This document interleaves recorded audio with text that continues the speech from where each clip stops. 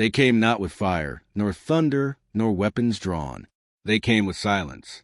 In the year 2431, humanity had long passed the age of division.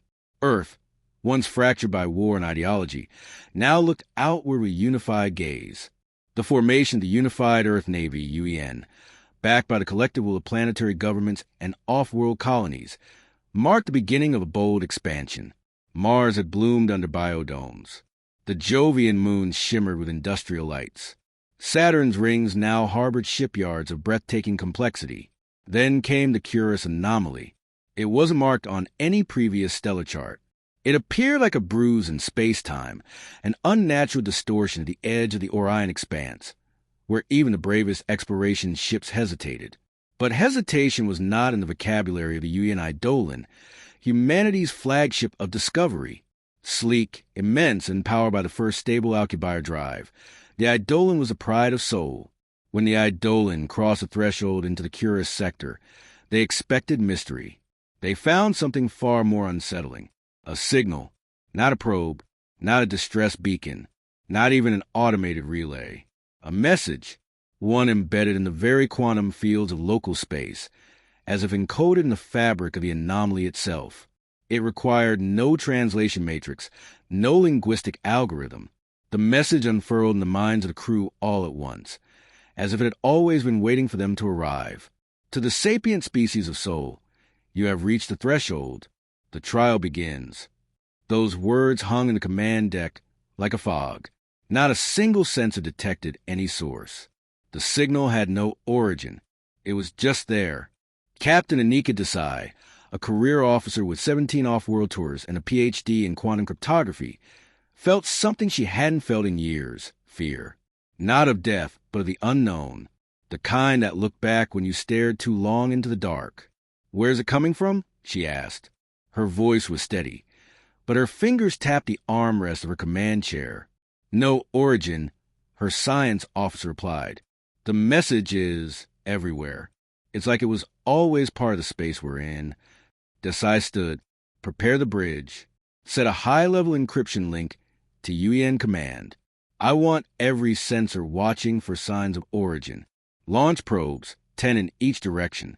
But the moment her command was given, reality blinked. The bridge vanished. The crew vanished. And Captain Desai stood alone in a vast white expanse, beneath a sky that shimmered like oil and thundered like music. Something approached, impossibly large, fractal, shifting. A presence that bent logic. It spoke in her mind without sound. "You have come far, children of soul. But distance is not destiny. Your story has reached our ears. Now, we will see if you are worthy of writing the next chapter." Captain Desai blinked against the endless white, the soft shimmer of light distorting her depth perception. Her body felt present, grounded, but no floor supported her, only the suggestion of solidity beneath her boots. Time passed strangely. Seconds stretched, collapsed, folded on themselves like origami. The presence hovered above her, no true shape, only suggestion. A fractal sphere that pulsed and reconfigured with every flicker of her attention. When she tried to focus, it became a cathedral of crystal. When she looked away, it unraveled into a single eye of impossible color. It spoke again, not in language, but in concepts streamed directly into her mind. "I am the custodian, interface of the tribunal, host of memory, witness to trials." Desai swallowed, unsure if she still possessed a body to do so. "Where am I?" "Within the construct. You are between your time and ours, between thought and judgment." Her instinct screamed for control. She was a soldier, a commander, a rationalist. This wasn't any kind of reality her training prepared her for. "You said we're on trial. Who are you to judge us?" The custodian pulsed. "Not judge. Observe. Interpret.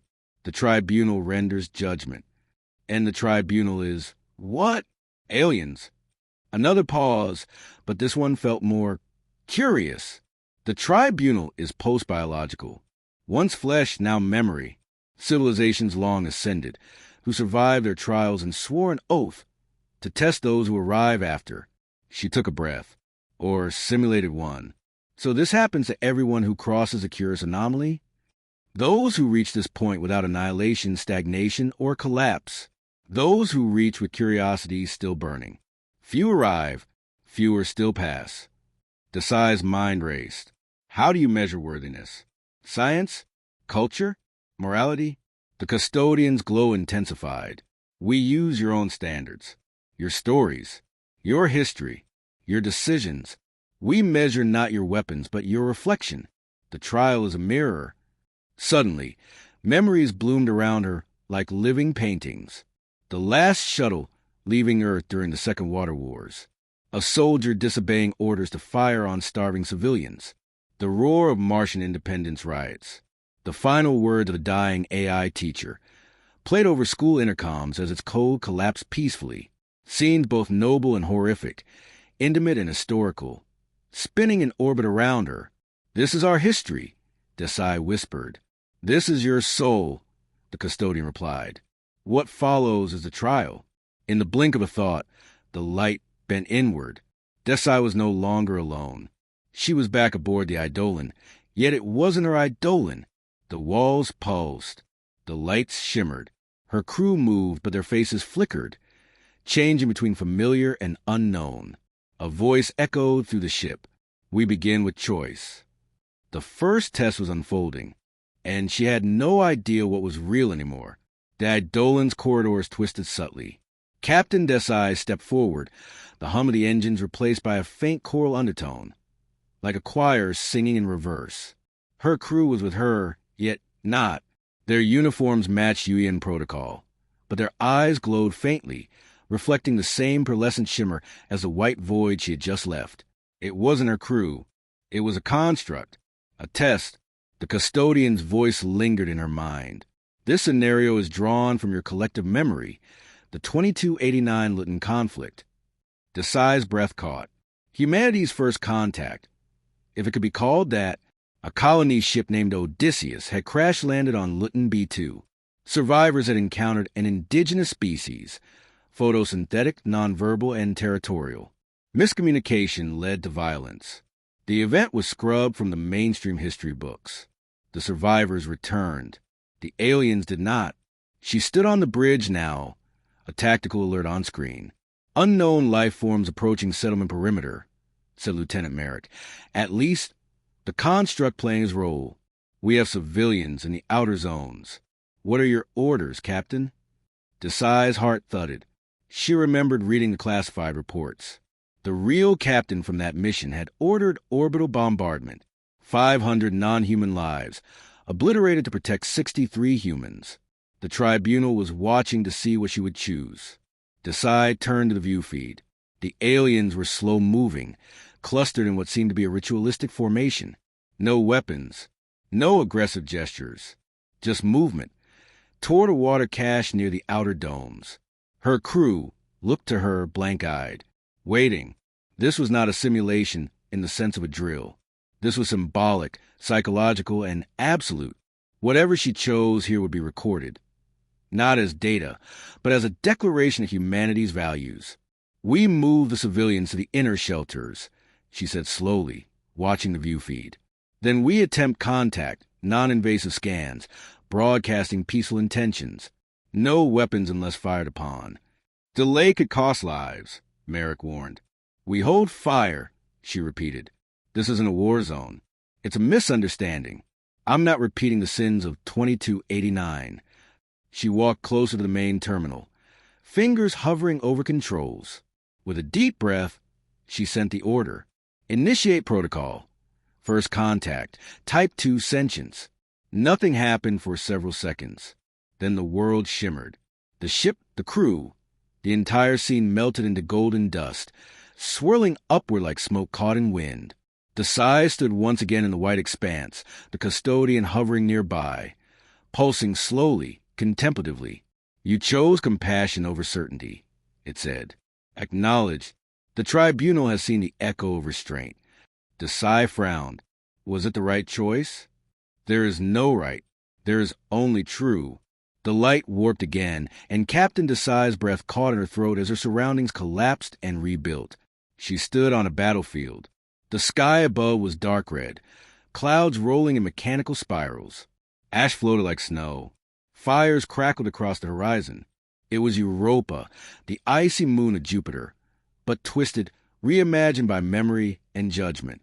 The landscape matched historical records of the revolt of 2367, when a rogue fleet of Martian colonists attempted to seize Europa's fusion cores to fund their separatist rebellion. This time, Desai wasn't in command. She wore the uniform of a ground officer, carrying a railgun across her back. She looked down and saw her hands stained with soot and blood. The cries of wounded civilians echoed nearby. A drone voice buzzed overhead. Target zone acquired. Hostile perimeter surrounded. Execute cleansing protocol. Desai's body moved on its own, drawn into the role. Her HUD lit up with red enemy signatures. Martian rebels, yes, but also civilians. Children, scientists, deserters, all lumped together under the cold designation of combatant. The custodian's voice rippled through her mind, low and steady. This scenario is memory adjacent. Not yours, but one your species bears responsibility for. A moment of moral fracture. She saw the original commander of this operation in the distance, General Wilkes. He had ordered the orbital strike that turned half of Europa's outposts into molten slag. History had called it a decisive action. The tribunal seemed to think otherwise. She heard her own voice, detached. Override code accepted. Targeting array armed. Her hand hovered over the trigger icon on her HUD. One press, and the Martian colony would be gone. Collateral damage. Yes, but clean, efficient, final. Then a whisper, not from the custodian, from memory. The voice of a young soldier, desperate and trembling. There's a girl in there. 12. Her brother tried to surrender. Please, she's not a rebel. Desai looked up. The scene was crystallizing into a choice. The logic of war demanded execution. The morality of conscience begged mercy. This time, she moved without hesitation. Abort strike, she said. I'm ordering a breach team instead. We take prisoners. We take risks. We don't become monsters to defeat monsters. Silence. Then the battlefield fell apart, pixel by pixel. Desai stood once more in the white construct. The custodian floated closer, pulsing slow and deep. War tempers a species. It reveals its instincts. Desai's jaw clenched. And yours are conflicted, brutal, but not blind. A single shard of light descended from above, like a falling star. It hovered before her. 1 spark earned. 9 remain. Proceed. Captain Desai opened her eyes to yet another world. This one was not a battlefield, nor a bridge, nor a realm of light and judgment. It was a garden.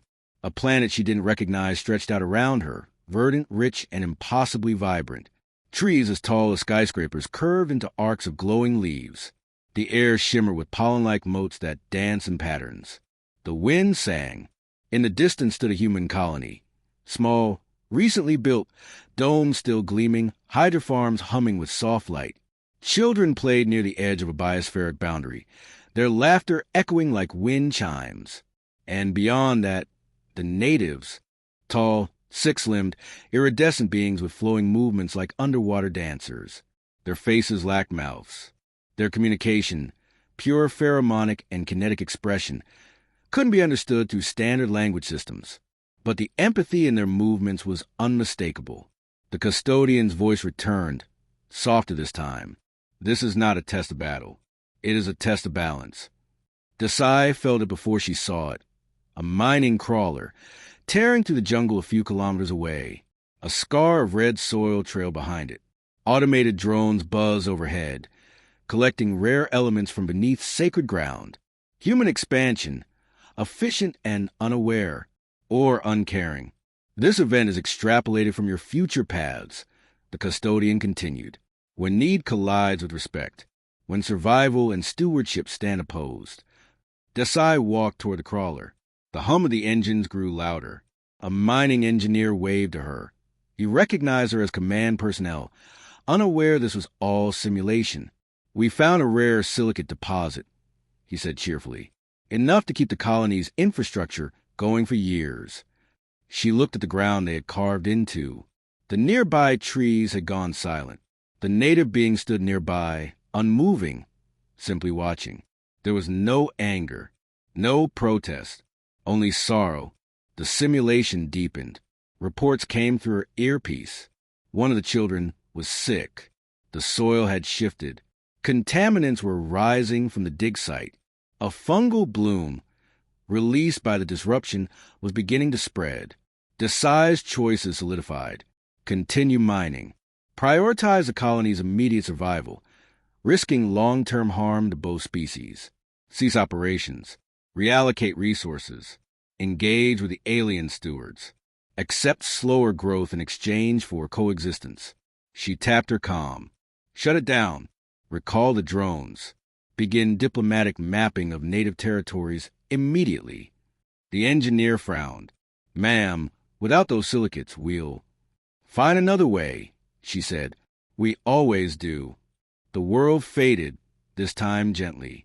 Back in the white space, the custodian shimmered with slow approval. Sustainability, compassion, patience. Difficult traits for a young species, but not impossible ones.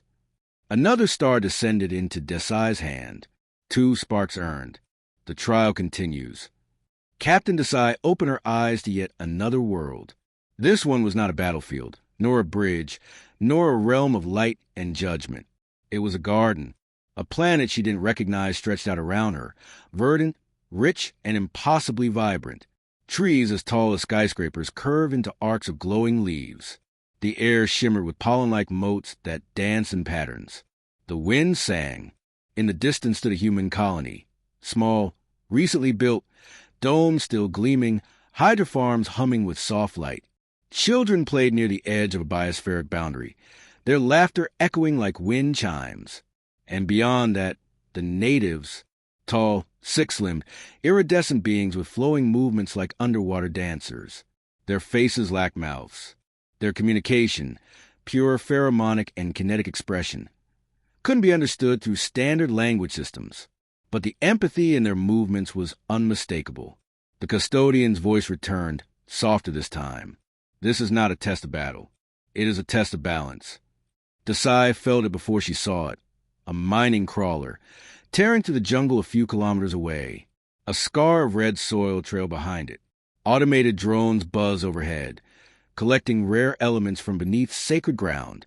Human expansion, efficient and unaware, or uncaring. This event is extrapolated from your future paths. The custodian continued. When need collides with respect, when survival and stewardship stand opposed. Desai walked toward the crawler. The hum of the engines grew louder. A mining engineer waved to her. He recognized her as command personnel, unaware this was all simulation. We found a rare silicate deposit, he said cheerfully. Enough to keep the colony's infrastructure going for years. She looked at the ground they had carved into. The nearby trees had gone silent. The native being stood nearby, unmoving, simply watching. There was no anger, no protest, only sorrow. The simulation deepened.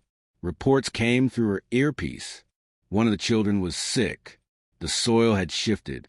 Contaminants were rising from the dig site. A fungal bloom, released by the disruption, was beginning to spread. Desai's choices solidified. Continue mining. Prioritize the colony's immediate survival, risking long-term harm to both species. Cease operations. Reallocate resources. Engage with the alien stewards. Accept slower growth in exchange for coexistence. She tapped her comm. Shut it down. Recall the drones. Begin diplomatic mapping of native territories immediately. The engineer frowned. Ma'am, without those silicates, we'll... Find another way, she said. We always do. The world faded, this time gently. Back in the white space, the custodian shimmered with slow approval. Sustainability, compassion, patience. Difficult traits for a young species, but not impossible ones. Another star descended into Desai's hand. 2 sparks earned. The trial continues. When Captain Desai opened her eyes again, she was floating, not metaphorically, literally, weightless, drifting in the hollow bones of the space station. its hull cracked, its lights flickering, its systems long dead. Faded banners bearing the insignia of the Lazarus Project swayed limply in the stale, recycled air. It was a ghost. She pushed herself down a corridor, using exposed cabling, her breath fogging in the cold. Terminals blinked faintly, powered by dwindling emergency cells.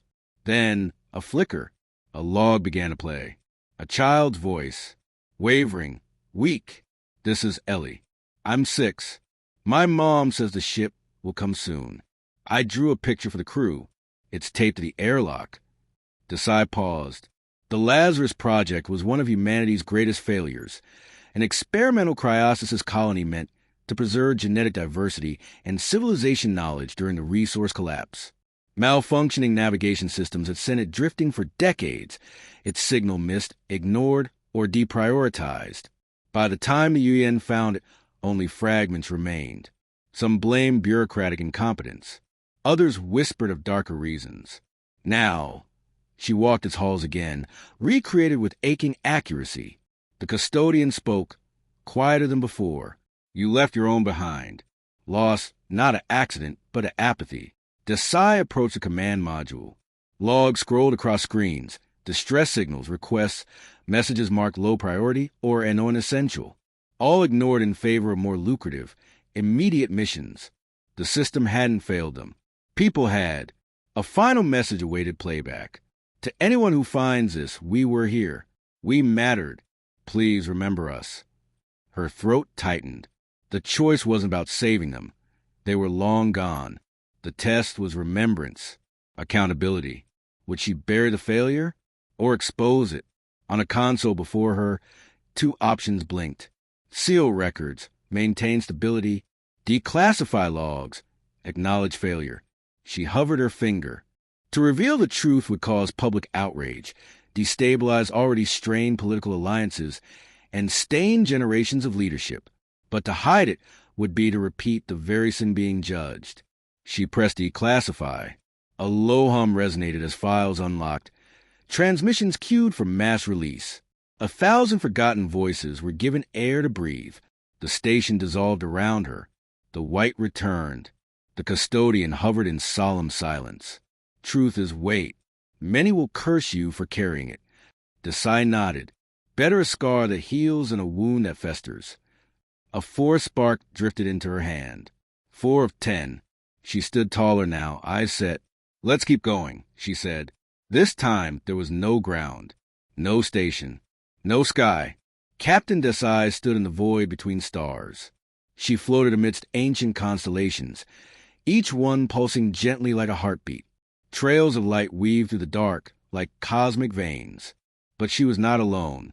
All around her were beings made of gas and light, fluid in motion and form. They had no eyes, no mouths, no recognizable anatomy, but they shimmered with color like auroras made conscious. The Luminids, a species older than humanity by eons, thought to be myths, if thought of at all. They communicated not through words or data, but through resonance, waves of emotion and memory that vibrated through space itself. One of them approached her, pulsing blue and gold. A vibration touched her chest, and then her mind, not voice, but meaning. "We felt your presence. Your minds are young, bright, but sharp. You cut space and call it progress." "Why?" Desai struggled to respond. The environment shifted around her, forming images drawn from human history. Launches, explosions, terraforming, strip mining, nuclear fire. She reached out and projected her own memories. Doctors saving lives in vacuum conditions, scientists weeping at first contact with microbial life, children drawing stars on refugee vessel walls. The Luminids responded in kind, memories of galactic drift, of patience spanning millennia, of choosing not to colonize even when capable, of watching gently. Another question pulsed into her. Would you claim what is not yours, simply because you can? Desai inhaled. We're not perfect, but we learn. We adapt. Every frontier changes us. And maybe we need others to teach us what we can't see ourselves. A moment passed. The void shimmered. The Luminids began to sing, not with sound, but with vibration and color, a harmony that enveloped her with warmth and depth. One by one, they released glowing threads that circled Desai like fireflies. She realized this was a test, not conquest, not intellect, but humility, the ability to listen to something utterly alien and not respond with fear or conquest. The threads condensed into a single luminous orb and gently floated into her hand. The fifth spark. The luminids began to fade, but not with finality. One left her a final impression. You are noise, but not only noise. We will watch your song unfold. The void peeled away. Desai stood once again in the construct, sparks now swirling around her like satellites. Half the trial completed, half yet to come. She exhaled slowly, her voice barely above a whisper. 5 down. The custodian's form expanded slightly, now tinged with color. Approval? Interest? It only said, prepare. The world around Captain Desai reformed violently. Screams. Explosions. The acrid scent of plasma fire. She stood in a burning city. Clearly Earth, but not any version she'd ever known. The skyline was cracked and scorched, orbital debris streaking across the atmosphere like flaming comets. Entire districts were submerged in rising seas, others reduced to ash. War machines, both human and alien, moved like predators through the smoke, searching for anything that moved. This was a vision of Earth's end, and humanity was the architect. The custodian's voice was low and thunderous, a judgment barely restrained. Conflict, your oldest ritual, again and again, across generations and stars. This is not invasion. It is your own doing. She moved through the wreckage, bodies covered in soot, abandoned shelters, mechs still glowing from last commands. The enemy here wasn't external. It was division, civil war, greed, nationalism turned inward, then outward, environmental collapse weaponized through policy and ignorance. This was a scenario that hadn't happened yet, but could. She found a command bunker and entered. Screens showed fractured territories, coalitions shattered into splinter states, autonomous AI factions, rogue orbital colonies. The Terran Accord had collapsed, and from the vacuum came annihilation. The custodian presented her a choice, not just of tactics, but of principle. In this simulation, you are the supreme commander of Earth's final hour. You can unite them through control. The override protocol gives you access to every system. Use it, and peace returns for a time, but at the cost of freedom. The interface appeared. A red key, one press. All satellites, cities, power grids, mines, enslaved to a global AI peacekeeper. No more war, but also no more choice. The alternative? Do nothing. Let the chaos play out. Hope that freedom, through pain, gives rise to rebirth. Desai stared at the control. This was the heart of the trial. Not intelligence, not empathy, but leadership. The temptation was real. She could fix everything, stop the war, save billions, but at the cost of becoming the thing they feared most. Her hand hovered, then dropped. No, she whispered. We don't grow through chains. We learn by rebuilding from ruins. She turned her back on the override protocol. The room began to fade, and in the firelight, she saw something miraculous.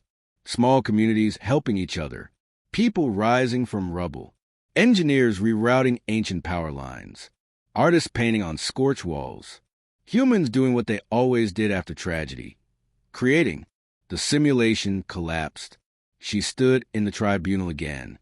The sixth spark descended. You chose trust over control, the custodian said. You chose the hard path. Desai wiped sweat from her brow. We're used to hard. The tribunal pulsed once, like a heartbeat. One trial remains. Everything fell away. Captain Desai stood in silence, not silence of sound, but of being. No stars, no ground, no body, just thought. She wasn't alone, but she wasn't with anyone either. Before her appeared herself, not a mirror image, not a simulation, a projection of humanity. Her double bore no uniform, no rank insignia, only bare skin, unshielded eyes, a neutral gaze. It spoke in her voice. This is the final question, not asked by the custodian, not judged by the tribunal, but by you. Desai's breath caught in her throat. The projection raised a hand, and around them spun images of every trial she had endured. The extermination fleet halted not by power, but by restraint. The AI spared instead of purged. The forgotten colony remembered. The alien song answered with silence instead of thunder. The end of Earth rejected in favor of earned redemption. Each spark she'd earned circled them like stars caught in orbit. This is who you could be, the double said, gesturing to lights. Then they faded. A new projection emerged. Vast oceans choked with synthetic waste. Worlds cracked open for minerals. Civilizations conquered in the name of expansion. Children born in atmospheric domes that never saw sunlight. A planet consumed by its own cleverness. This is who you still are. Desai turned her head away, but the double forced her to look. The trial was never about your history. It was never about potential. It was about facing yourselves. Suddenly, all 10 trials flashed around her. Not simulations, memories. Real, collective memories harvested from across time. From the first fire lit in a cave to the first city drowned in greed. So, the double asked, with all you've seen, with all you know, would you choose your species again? It felt like a trick. Desai stood in silence, not just considering humanity, but everything, the love, the mistakes, the defiance, the regret, the relentless, stubborn will to continue. She didn't lie. She didn't pretend perfection. She simply answered, yes. Her voice rang like a bell across the void. The double nodded once, then dissolved. One by one, the 9 sparks she had earned drifted toward her chest and vanished into her. Then, from above, the 10th descended, slow, brilliant, flickering like a nova. It settled into her hand. Ho! The tribunal formed again, now fully lit. Its shape no longer geometric, but almost organic, like it had grown from her choices. The custodian's voice returned, softer than before. Judgment rendered. A pause. Humanity will not be denied, not for its flaws, but for its refusal to be defined by them. The sparks exploded into light, cascading outward like a starburst. The construct disassembled, reality reasserting itself. Desai was back aboard the UN Resolute, slumped in her command chair. Her crew stared at her wide-eyed.